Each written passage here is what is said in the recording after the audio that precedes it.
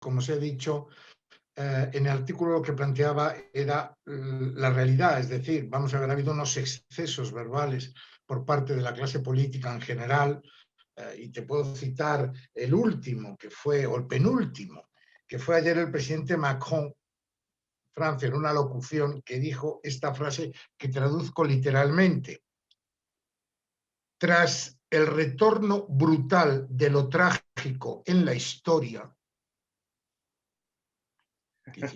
No solamente hay que traducirlo al francés, sino intentar comprender qué quiso decir con eso. Lo pongo como ejemplo, como también, por ejemplo, el ministro de Economía francés, Bruno Le Maire, declaraba por la mañana en una entrevista en la televisión que Francia había declarado la guerra total, la guerra económica total a Rusia. Se excedió tanto que apenas una hora después de terminado el programa se disculpó públicamente por lo dicho.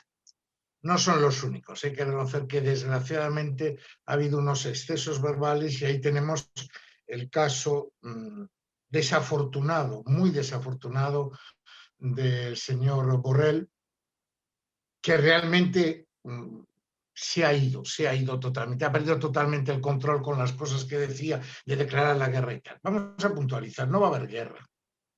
Hombre, desde luego para un medio de publicación, para alguien que quiera ser leído, es mucho más atractivo decir que va a haber una guerra, pero no la va a haber. Sí, de No hecho, la va a haber porque... perdona, Sí, dime. Recuerdo titulares y comentarios de distintas personas diciendo hasta estalla la Tercera Guerra Mundial. Sí, cierto. Eso demuestra simplemente la desafortunada mediocridad de los políticos actuales.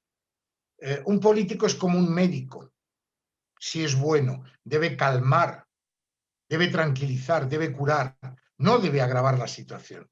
Y estas declaraciones que al principio hubo, que después se han ido calmando, de ciertos políticos, no todos, demuestran que en definitiva son unos mediocres que intentan atraer la atención con declaraciones ruidosas, porque en un momento dado se creen que ocupan el protagonismo y de esta manera lo atraen más, pero que en definitiva hacen mucho daño. Hacen mucho daño porque todos saben que no va a haber guerra. O sea, nadie va a enviar un solo soldado a enfrentarse con los rusos.